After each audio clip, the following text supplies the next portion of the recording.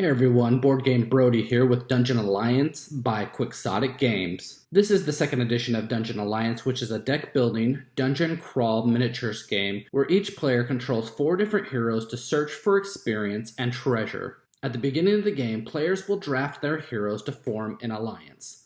Using tactical movement and card play, you will encounter monsters and acquire treasures. The game is set up with a frame to fit where tiles of the dungeon will appear depending on the number of players playing in the game. Each player will choose a color and take the snap-on figure bases, their square wooden wound tokens, their draft token, and their starting dungeon tile, which will be placed inside the frame in one of the passageways. All of the hero cards will then be shuffled, and the number of players times 4 plus 1 will be revealed for players to draft. Heroes all have their own personal traits and stats, including their ranged or melee attack strength, armor defense or dodge defense, speed, and health. Each hero will come with 3 cards, and you will form a deck of 12 beginning cards. Each hero also has its own race and class shown on the top left. Now, when you add any future upgrade cards to your deck, one of your heroes will need to possess all of the race and class icons listed on that card, with some exceptions.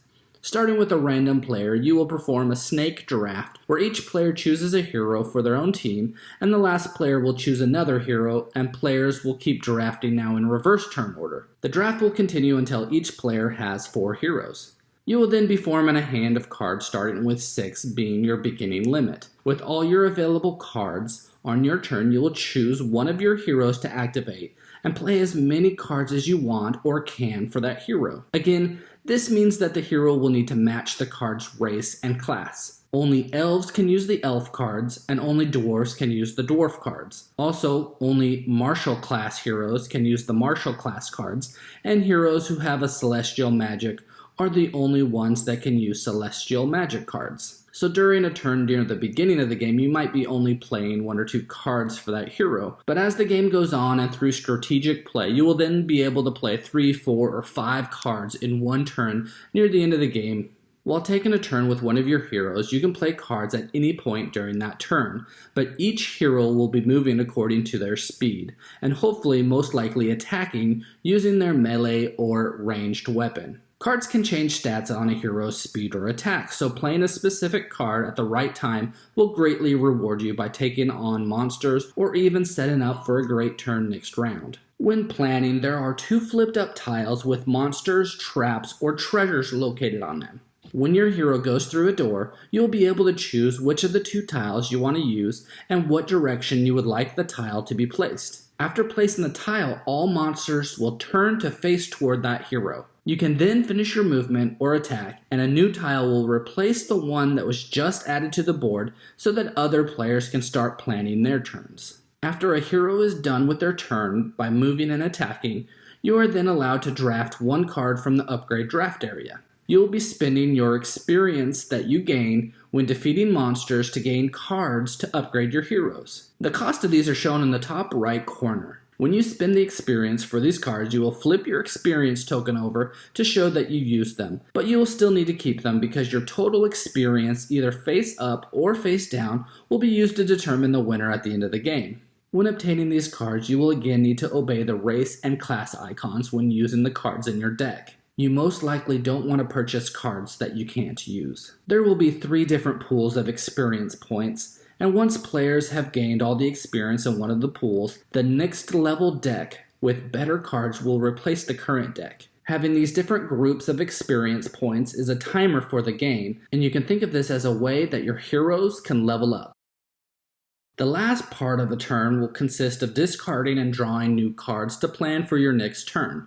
Each player will have a chart which will dictate how many cards you can discard at the end of your turn and how many cards that you can have in your hand at that time. These both will go up as you draft more and more cards from your upgrade draft area. The more experience you get, the more flexible your deck becomes. After each player has activated 1 hero, Each player, starting with the last player who just ended their hero activation, must activate one ready monster. This means a monster who hasn't been activated yet. The monster activation will follow the same rules as heroes do, except the fact that they can only move and then attack once.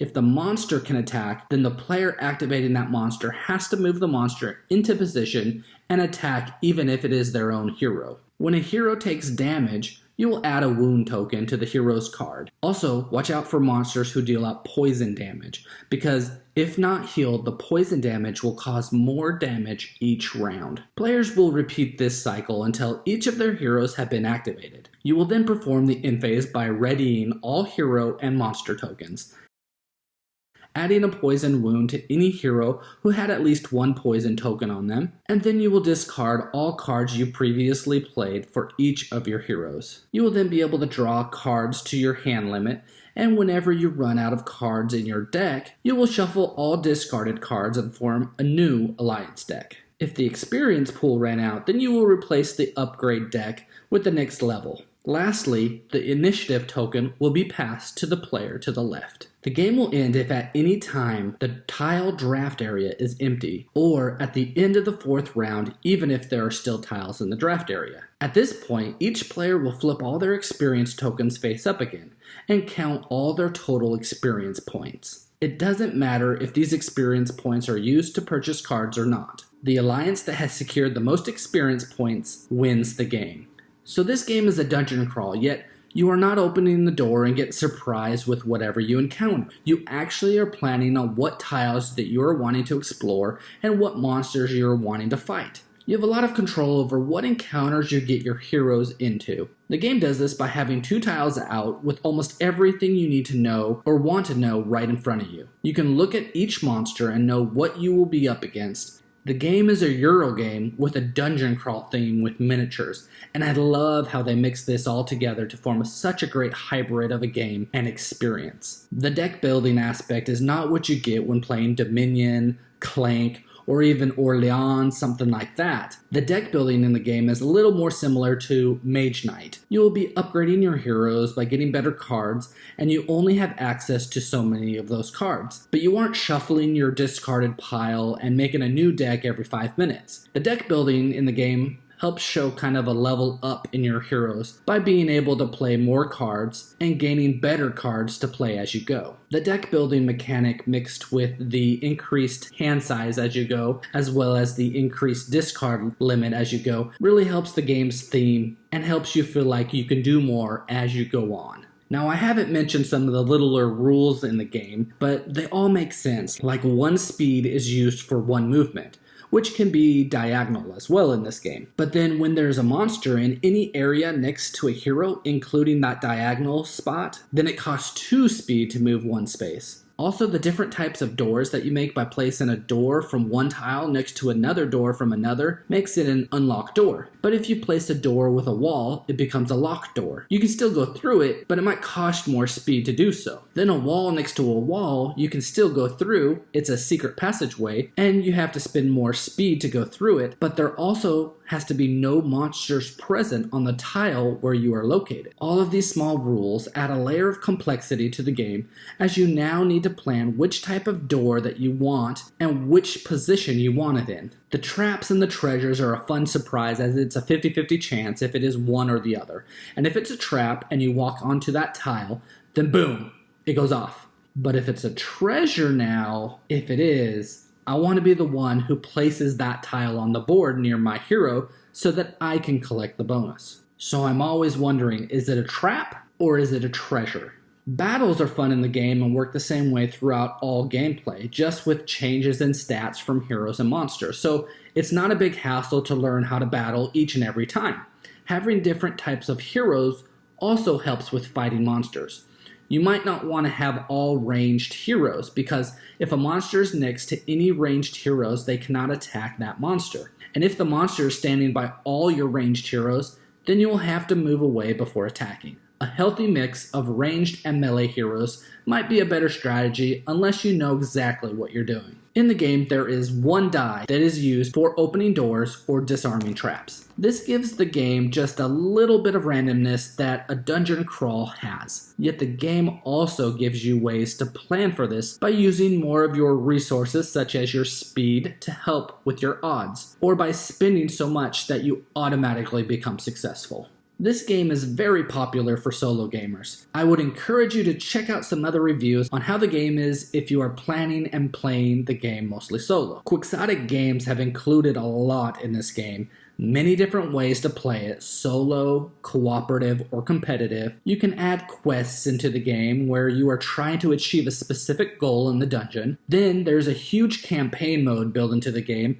which can be played in the solo, cooperative, or competitive mode, which is pretty cool that it's not just one of those modes that you can play the campaign in. In the campaign, you will gain campaign tokens to use to recruit new heroes or draft permanent upgrades. These upgrade cards will be stored in a way so that you can use it each and every time that you play in the campaign. Adventure packs can also be added to experience a storyline with a backstory for the campaign. These story cards are shuffled into the upgrade decks and appear in the upgrade draft area. You can spend experience points to purchase the card. I would highly recommend these adventure packs as they add those cards that change the game enough for me that I miss them when playing without them. In the game, you are controlling 4 different heroes, all with different strengths and weaknesses. At times, it's hard to remember the plan for each hero. Sometimes you have played 4 to 7 turns since activating that specific hero, and you have to remember what the plan is for them. The campaign mode really helps with this as you get to know your alliance pretty well.